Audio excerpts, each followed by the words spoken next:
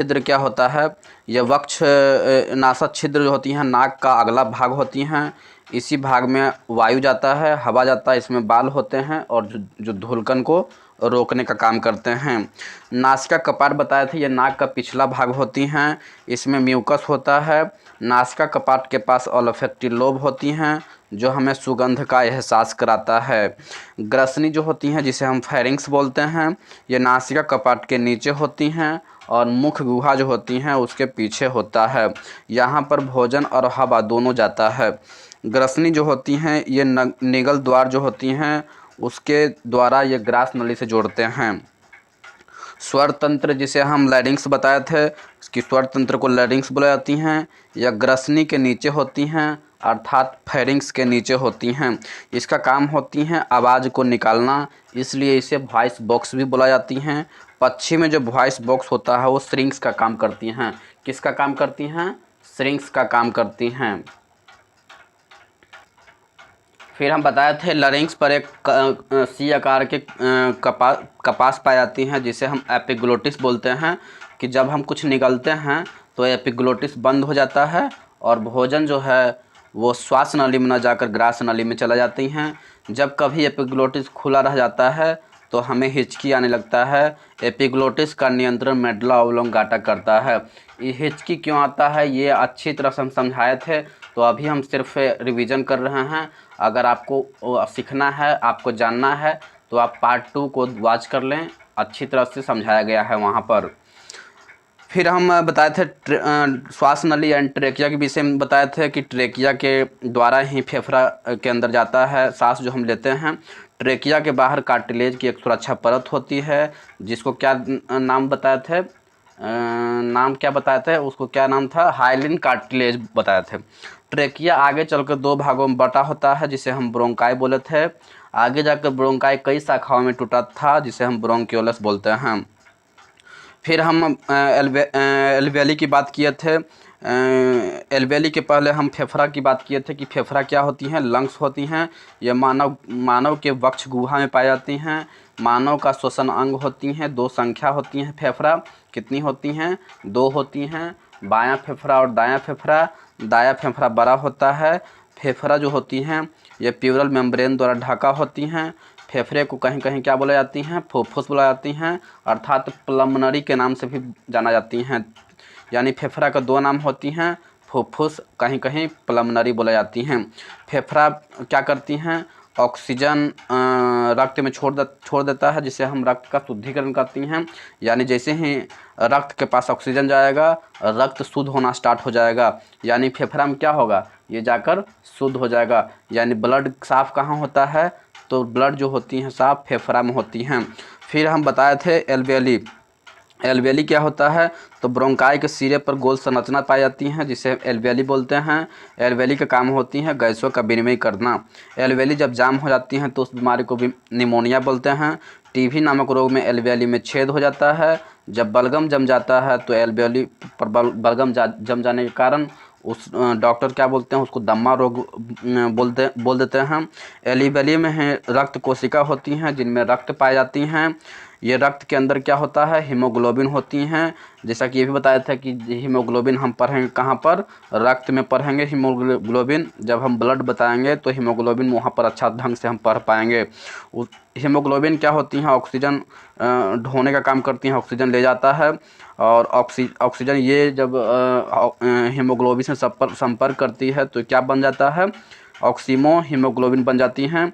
फिर HbO2 जो होती है यानी कि हीमोग्लोबिन जो ऑक्सीमो हीमोग्लोबिन बना था वो कोशिका में पहुंचकर ये ऑक्सीजन ग्लूकोज को तोड़ता है और जैसे ही ग्लूकोज टूटता है तो CO2 निकलता है और वही हीमोग्लोबिन वहीं पर होता है और CO2 को पकड़ लेता है और CO2 को लेकर फिर ये कार्बोक्सी हीमोग्लोबिन बन जाता है और एल्वेली की जाकर दे देता है।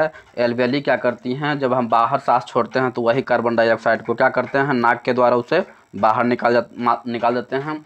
इसकी प्रक्रिया लगातार चलती रहती है जिसे हम श्वसन कहते हैं। फिर हम बताए थे टाइडल वॉल्यूम, एक बार में जितना सांस लेती हैं वो टाइडल वॉल्यूम होती हैं। 1 मिनट में 16 से 18 बार हम लोग सांस लेती हैं। यानी 1 मिनट में हम लोग कितना लीटर सांस को लेते हैं? 8 लीटर सांस को लेते हैं। टोटल लंग्स कैपेसिटी क्या होती हैं, एक बार में जितनी सांस लेते हैं उसे टीएलसी बोलते हैं, यानी टोटल लंग्स कैपेसिटी बोलते हैं। फिर हम बताए थे कि कभी कभी कोई बीमारी होती है, उस बीमारी के कारण अगर सांस लेने में परेशानी होती है तो डॉक्टर क्या करते हैं, वेंटिलेटर मशीन का उपयोग करते हैं ताकि उन मरीज को सांस दिया जा सके, वो भी आर्टिफिशियल। कभी कभी ये क्वेश्चन पूछा जाता है कि पहाड़ पर या समुद्र की गहराई पर ले जाते हैं तो ऑक्सीजन सिलेंडर में किसका प्रयोग करते हैं, तो ऑक्सीजन के साथ ऑक्सीजन के साथ नाइट्रोजन का प्रयोग करते हैं। जबकि समुद्र के अधिक गहराई पर अगर जाना होता है सिलेंडर लेके तो उसमें क्या मिला होती हैं, ऑक्सीजन के साथ हीलियम मिला होता है। फिर बताए थे वयस्क मानव जो में 1 मिनट में कितना बार सांस लेता है, तो लगभग 14 से 18 बार, कहीं कहीं 20 बार तक सांस ले लेता है। लेकिन छोटा बच्चा की बात करते हैं तो 1 मिनट में 14 से 30 बार सांस लेता है। इतना हम सेकेंड पार्ट में बताए थे। तो मेरे ख्याल से आपको रिवीजन करने की आवश्यकता है। ये 7 से 8 मिनट हम 7 मिनट 6 मिनट का रिवीजन होती हैं जो हम करवा दिए। चलिए हम रेस्पिरेटरी सिस्टम का, श्वसन तंत्र का पार्ट 3 वीडियो स्टार्ट करते हैं यहाँ से। तो चैनल को सब्सक्राइब कर लें और सब्सक्राइब करके बेल आइकन ऑन कर लीजिएगा ताकि आपको जो नोटिफिकेशन आपको प्रतीक्षा करना ना पड़े और आपको जैसे ही नोटिफिकेशन मिलेगा आप इस वीडियो को वॉच कर पाएंगे। तो रेस्पिरेटरी सिस्टम का पार्ट 3 जो कि श्वसन तंत्र का पार्ट 3 है, मैं स्टार्ट करता हूं और बार बार बोलने में मुझे भी ख़राब लगता है तो कृपया सब्सक्राइब कर लें और बेल आइकन ऑन कर लें। चलिए रेस्पिरेटरी सिस्टम जो 3rd पार्ट है उसे मैं स्टार्ट कर देता हूं। तो रेस्पिरेटरी सिस्टम का हम 3रा पार्ट में हम कोशिकीय श्वसन की बात करते हैं। किसका बात करेंगे, कोशिकीय श्वसन की बात करेंगे, जिसको इंग्लिश में सेल्यूलर रेस्पिरेशन होता है।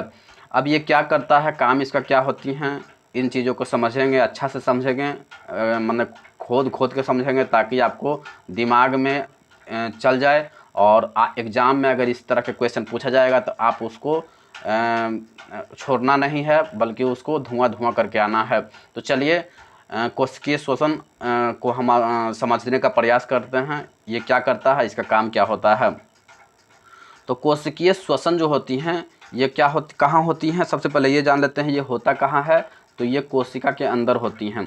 अब कोशिका के अंदर, कोशिका सेल पार्ट को हम ऑलरेडी कंप्लीट कर दिए हैं। अगर सेल के पार्ट को आप नहीं देखें तो कृपया करके सेल के पार्ट को आप विजिट कर लें ताकि आप कोशिकीय श्वसन को समझने में किसी भी तरह का दिक्कत ना करना पड़े। तो कोशिका श्वसन कहाँ होता है, ये मानव कोशिका के अंदर होती हैं। ये प्रक्रिया जो होती है बहुत ही ज़्यादा कॉम्प्लिकेटेड होती हैं, इसका जो प्रोसेस होती हैं बहुत ही कॉम्प्लिकेटेड होती हैं। जब हम पाचन किए थे तो पाचन के बाद क्या ग्लूकोज हम जो खाते हैं और वो ग्लूकोज क्या होती हैं, कोशिका के अंदर टूटना होता है। क्या होता है, कोशिका के अंदर जो होती हैं ग्लूकोज का टूटना होता है। ठीक है, जब ग्लूकोज जो हम खाते हैं जो कोशिका के अंदर जाता है और जब ये टूटता है तो हमें क्या मिलता है, ऊर्जा मिलता है। यानी आपको समझ में आ गया कि ऊर्जा कैसे मिलता है, जब हम पाचन करते हैं और पाचन करने के बाद ग्लूकोज जो बनता है और ग्लूकोज जाता है कहाँ पर, कोशिका के अंदर जाता है माइटोकॉन्ड्रिया में, और कोशिका के अंदर जाता है तो वहीं पर से हमें क्या प्राप्त होता है, हमें ऊर्जा प्राप्त हो जाता है। समझ में आ गया। तो कोशिका श्वसन सेल्यूलर रेस्पिरेशन कहाँ होती हैं, कोशिका के अंदर होता है। ये कब होता है, जब हम पाचन करते हैं। अब पाचन करने के बाद ग्लूकोज टूटता है तो तभी हमें ऊर्जा मिल पाती है। अब कोशिकीय श्वसन देख लिए। अब इस कोशिकीय श्वसन का हम टाइप्स देख लेते हैं कि कोशिकीय श्वसन कितने तरह में होता है। तो कोशिकीय श्वसन जो होती हैं 2 जगहों पर होती हैं। एक तो होता है कोशिका द्रव्य में, ठीक है, एक कहाँ होती हैं, कोशिका द्रव्य में होती हैं, और एक होता है माइटोकॉन्ड्रिया में होती हैं। कहाँ होती हैं, माइटोकॉन्ड्रिया में होती हैं। जैसा कि आप फिगर में देख रहे होंगे ये कोशिका है और जो कोशिका के अंदर जो द्रव्य देख रहे होंगे वो क्या है, कोशिका द्रव्य है। और जो माइटोकॉन्ड्रिया जो कोशिका के पार्ट होती हैं, कोशिका के अंदर होती है, उस माइटोकॉन्ड्रिया कहाँ होती हैं, तो कोशिका के अंदर होती हैं। वहाँ पर भी क्या होती हैं, श्वसन होती हैं, और कोशिका जो द्रव्य जो आप देख रहे होंगे वहाँ पर भी क्या होती हैं, वहाँ पर भी श्वसन होते हैं। यानी कोशिका श्वसन जो करते हैं वो कहाँ करते हैं, कोशिका द्रव्य में करते हैं या माइटोकॉन्ड्रिया में करते हैं। तो कोशिका द्रव्य में, अब हम कोशिका द्रव्य की जब हम बात करेंगे तो वहाँ पर क्या ऑक्सीजन की उपस्थिति में वो श्वसन करेगा या बिना ऑक्सीजन की उपस्थिति में श्वसन करेगा। तो याद रखेंगे कोशिका जो द्रव्य होता है ना उसमें अनॉक्सिक श्वसन होती हैं। अनॉक्सिक श्वसन बोलने का मतलब क्या बनता है कि वहाँ पर ऑक्सीजन की एवेबिलिटी नहीं होती हैं, यानी कि वहाँ पर ऑक्सीजन अगर नहीं भी रहेगा तो भी ग्लूकोज टूट जाएगा। समझ में आ गया। कोशिका द्रव्य में ऑक्सीजन नहीं भी रहेगा तो ग्लूकोज को तोड़ देगा। यानी बीज का अंकुरण जब होती हैं, क्या बीज का जब अंकुरण होती हैं जीवाणु और ईस्ट में अनॉक्सिक श्वसन होती हैं। याद रखेंगे जीवाणु और ईस्ट जो होती हैं वो कहाँ पर इसमें क्या होती हैं, अनॉक्सिक श्वसन होती हैं। जीवाणु जैसा कि बताए थे कि ये प्लांट होता है, क्या होता है, प्लांट जिसकी कोशिका भित्ति पेप्टिडोग्लाइकेन की बनी होती हैं और कवक की कोशिका भित्ति काइटिन की बनी होती हैं, ये बता दिए थे। तो कोशिका द्रव्य में जो अनॉक्सिक श्वसन होती हैं, अनॉक्सिक श्वसन में ऑक्सीजन की मात्रा होती है तो बिल्कुल नहीं होती हैं, क्योंकि जीवाणु और ईस्ट में जो ग्लूकोज टूटता है वो ऑक्सीजन के अनुपस्थिति में ग्लूकोज टूटता है और हमें ऊर्जा मिल जाती है। और अनॉक्सिक श्वसन के फलस्वरूप जो होती है, क्या अनॉक्सिक श्वसन के फलस्वरूप हमें 4 एटीपी का निर्माण होती हैं। यानी जब हम अनॉक्सिक श्वसन होता है तो 4 एटीपी वहाँ पर बनता है। कितने एटीपी बनता है, 4 एटीपी बनता है। ये क्वेश्चन एनटीपीसी के एग्ज़ाम में, रेलवे जो एनटीपीसी हुआ था उसके एग्ज़ाम में पूछा गया था। क्वेश्चन क्या था कि कोशिका जो द्रव्य होता है उसमें अनॉक्सिक श्वसन के फलस्वरूप कितने एटीपी का निर्माण होता है। वहाँ ऑप्शन था 2 एटीपी, 4 एटीपी, 6 एटीपी और 8 एटीपी। आपको ऑप्शन में 4 एटीपी लगाना था। और बहुत लोग क्या कहते हैं इसको कि बहुत ही क्वेश्चन टफ पूछ दिया था। टफ नहीं होता भैया, टफ तो तब होता है जब आप नहीं पढ़े होते हैं। जब आप कोई चीज़ को पढ़ लेंगे तो वही चीज़ ईजी हो जाता है, और जब आप नहीं पढ़ते हैं तो आप कह देते हैं इस चीज़ को कि टफ हो गया है। कोई दुनिया में कोई चीज़ टफ नहीं होता है, टफ तो आप लोग करवाते हैं। अगर आप नहीं पढ़ेंगे तो वो चीज़ टफ दिखेगा, और जब आप पढ़ लेंगे तो वो चीज़ ईजी आपको दिखने लगेगा। तो जीवाणु और ईस्ट में अनॉक्सिक श्वसन होती हैं। कोशिका द्रव्य में जो अनॉक्सिक श्वसन के फलस्वरूप 4 एटीपी का बनता है, आप याद रखेंगे। लेकिन 4 एटीपी में 2 एटीपी जो होता है वो ग्लूकोज को तोड़ने में खर्चा कर देते हैं। यानी जब ग्लूकोज टूटेगा तो 4 एटीपी में 2 एटीपी खर्चा हो जाएगा, लेकिन फिर भी 2 एटीपी का लाभ होगा। कहाँ पर होगा, कोशिका द्रव्य में होगा। यानी कोशिका द्रव्य में कितने एटीपी का लाभ होता है, तो 2 एटीपी का लाभ होता है। ये 2 एटीपी का लाभ कहाँ पर हुआ, तो ये अनॉक्सिक श्वसन के फलस्वरूप 2 एटीपी का लाभ हुआ था। यहाँ पर 2 अनॉक्सिक श्वसन के बाद जब ग्लाइकोलाइसिस होता है, तो ग्लाइकोलाइसिस जब कंप्लीट हो जाता है तो हमें 2 एटीपी का लाभ हुआ, साथ में 2 पायरुविक अम्ल यहाँ पर माइटोकॉन्ड्रिया में भेजता है। यानी माइटोकॉन्ड्रिया में कितने पायरुविक अम्ल जाएगा, तो 2 पायरुविक अम्ल जाएगा। आप इस चीज़ को याद रखेंगे। अब ग्लाइकोलाइसिस आप शायद नहीं समझ पाए होंगे कि ग्लाइकोलाइसिस सर क्या बता दिए। तो ग्लाइकोलाइसिस होता है जब ग्लूकोज टूटता है ना, जब ग्लूकोज टूटता है तो उसी को हम ग्लाइकोलाइसिस, बायोलॉजी की भाषा में ग्लाइकोलाइसिस बोलते हैं, और समझाने की भाषा में ग्लूकोज का तोड़ना बोलते हैं। मतलब जब हम ग्लूकोज को तोड़ते हैं तो उसी को ग्लाइकोलाइसिस बोला जाता है। अब ग्लाइकोलाइसिस के फलस्वरूप हमें कितने एटीपी का लाभ हुआ, 2 एटीपी का लाभ हुआ। आप इस चीज़ को याद रखेंगे, आगे इसकी ज़रूरत पड़ेगा। अब ग्लाइकोलाइसिस के बाद क्रेब्स चक्र चलता है। याद रखेंगे जब ग्लाइकोलाइसिस हो जाएगा ना, ग्लाइकोलाइसिस हो जाने के बाद ही क्रेब्स चक्र चलता है, क्रेब्स चक्र चलता है। और याद रखें ग्लाइकोलाइसिस और क्रेब्स चक्र के बीच की जो अंतराल होता है, याद रखेंगे बहुत ही इम्पोर्टेंट क्वेश्चन है ये। और अक्सर पूछा जाता है और लोग इसे टफ मान के छोड़ देते हैं। बोला जाता है ग्लाइकोलाइसिस और क्रेब्स चक्र के बीच की जो कड़ी होती है उसको क्या बोला जाता है, और लोग इसको क्या कहते हैं। आपको अगर नहीं आता है तो आप इसको क्या बोलते हैं, ये तो भला टफ क्वेश्चन है। बल्कि जबकि आपको ये पता होना चाहिए कि जब ग्लाइकोलाइसिस होती हैं और क्रेब्स चक्र चलता है तभी उसके बीच की जो कड़ी होता है उसको क्या बोला जाती हैं, उसको बोला जाती हैं एसिटाइल CA। यानी एसिटाइल CA कुछ नहीं होता है, एसिटाइल CA एक वो जहाँ पर वर्क कर रहा होता है उसका इंटरवल होता है। यानी ग्लाइकोलाइसिस और क्रेब्स चक्र दोनों जब चलता है कोशिका द्रव्य के अंदर, यानी कोशिका के अंदर जब कोशिका द्रव्य और माइटोकॉन्ड्रिया प्रोसेस करता है तो उसके बीच की जो कड़ी होता है उसको एसिटाइल CA बोला जाता है।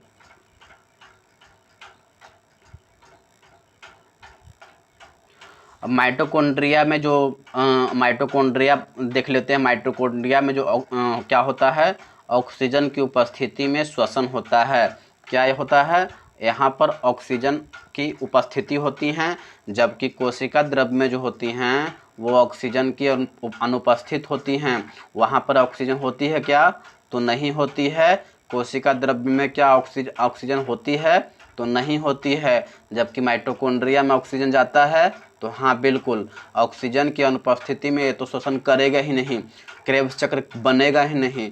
ठीक है, तो माइटोकॉन्ड्रिया में ऑक्सीजन की उपस्थिति में श्वसन करता है, आप इस चीज़ को याद रखेंगे। क्रेब्स चक्र माइटोकॉन्ड्रिया में होने वाला जो चक्र होता है उसको क्रेब्स चक्र बोला जाती हैं। क्या बोला जाती हैं, क्रेब्स चक्र बोला जाती हैं। इसकी खोज किसने किया था, क्रेब्स नामक वैज्ञानिक ने किया था। अल्टमैन ने इसको संज्ञा किया था। कोशिका द्रव्य में जब ग्लाइकोलाइसिस हुआ था तो हम क्या बताए थे, जब ग्लाइकोलाइसिस होती हैं उसके बाद ही 2 पायरुविक अम्ल माइटोकॉन्ड्रिया में भेजा जाता है। और जब माइटोकॉन्ड्रिया में 2 पायरुविक अम्ल जब जाता है तो एक पायरुविक अम्ल जब टूटता है, जब पायरुविक अम्ल टूटता है तो 18 ATP बनता है। याद रखेंगे, 2 पायरुविक अम्ल जो होता है माइटोकॉन्ड्रिया में जाता है, कब जाता है, जब ग्लाइकोलाइसिस होती हैं। ग्लाइकोलाइसिस क्या होता है, ग्लूकोज का टूटना ग्लाइकोलाइसिस होती हैं। और यही जब ग्लाइकोलाइसिस के बाद क्रेब्स चक्र प्रारंभ होती हैं, और क्रेब्स चक्र में ही जो होती है 2 पायरुविक अम्ल जो माइटोकॉन्ड्रिया में भेजा जाता है, वहाँ फर्स्ट जब एक जो पायरुविक अम्ल के टूटता है तो 18 ATP बनता है। एक पायरुविक अम्ल के टूटने से 18 ATP बना, तो चूँकि 2 पायरुविक अम्ल माइटोकॉन्ड्रिया में आया था तो एक पायरुविक अम्ल के टूटने से 18 ATP बनेगा, तो 2 पायरुविक अम्ल के टूटने से 18 दूना 36 ATP बनेगा। यानी 36 ATP क्रेब्स चक्र चला तो 36 ATP मिला। क्या, क्रेब्स चक्र जब चला तो कितना ATP लाभ हुआ, तो 36 ATP लाभ हुआ। जबकि आपको ग्लाइकोलाइसिस किए थे, कहाँ पर किए थे, अनॉक्सी शोषण जब कोशिका द्रव्य में करवाए थे तो कोशिका द्रव्य में जब हमें कितना ATP का लाभ हुआ था, तो आपको पता है ग्लाइकोलाइसिस में 4 ATP बना था, जिसमें 2 ATP ग्लूकोज को तोड़ने में खर्चा हो गया था, लेकिन 2 ATP तो बचा था, हमको लाभ हुआ था 2 ATP का। तो 36 ATP क्रेब्स चक्र के द्वारा और 2 ATP कब, 2 ATP ग्लाइकोलाइसिस में बना था, ग्लूकोज को तोड़ने में 2 ATP खर्चा हो गया था और 2 ATP का लाभ हुआ था। तो 36 + 2 38 ATP, यानी क्रेब्स चक्र और ग्लाइकोलाइसिस के बाद हमको 38 ATP का निर्माण होती हैं। यानी आप क्या बोल सकते हो, आप ये बोल सकते हो कि एक ग्लूकोज जब टूटता है, एक ग्लूकोज जब टूटता है तो कितने लाभ होती हैं, 38 ATP का लाभ होती है। आप क्वेश्चन ऐसे भी समझ सकते हो कि एक ग्लूकोज बराबर कितना होता है, 38 ATP होता है। ATP किसको बोला जाती है, ATP एनर्जी को बोला जाती है जो माइटोकॉन्ड्रिया में बनता है। और कहीं कहीं ATP का फुल फॉर्म पूछ देता है तो आपको पता होना चाहिए कि इसको क्या बोला जाती है, एडेनोसिन ट्राइफॉस्फेट बोला जाती हैं। यानी ATP का फुल फॉर्म क्या हो गया, ATP का फुल फॉर्म हो जाता है एडेनोसिन ट्राइफॉस्फेट। क्या, एडेनोसिन ट्राइफॉस्फेट हो जाता है। अब श्वसन कितने जगह देखे आप, श्वसन आप 2 जगह देखे, आपको पता होना चाहिए कि श्वसन आप कितने जगह देखे हो भाई। तो श्वसन 2 जगह देखे हो। पहले कहाँ पर देखे थे? फेफड़ा में देखे थे, लंग्स में देखे थे। और दूसरा कहाँ देख रहे हैं हम? कोशिका के अंदर देख रहे हैं। तो एक तो फेफड़ा में देखे थे, तो फेफड़ा कहाँ था? बाहर था ना, इसलिए इसे बाह्य श्वसन बोलते हैं। और कोशिका चूँकि अंदर है तो इसको आंतरिक श्वसन बोलते हैं। तो श्वसन कितने जगह हुआ? श्वसन आप याद रखेंगे कि श्वसन 2 जगह कंप्लीट होते हैं। फेफड़ा में जब होते हैं तो उसे बाह्य श्वसन बोलते हैं, और कोशिका में होता है तो उसे आंतरिक श्वसन बोलते हैं। चलिए, तो आज का जो रेस्पिरेटरी सिस्टम में हम कंप्लीट कर दिए। पूरी तरह से समझाने का प्रयास मेरा रहा है।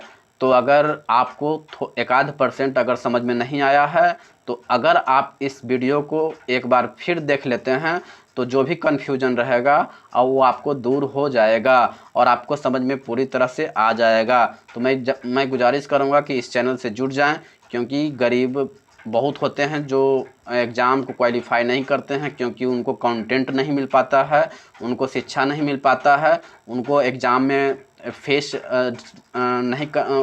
जो बहुत मुसीबत का सामना करना पड़ता है, क्योंकि उनको नॉलेज का अभाव होती हैं, डाटा के अभाव के कारण वो एग्ज़ाम क्रैक नहीं कर पाते हैं। तो इस वीडियो को ज़्यादा से ज़्यादा लोगों में शेयर करें, ताकि इस तरह का कंटेंट उन गरीब तक पहुंच जाए जो एग्ज़ाम को क्रैक करना चाहते हैं, पढ़ना चाहते हैं, पर वो किसी कारणवश पढ़ नहीं पाते हैं।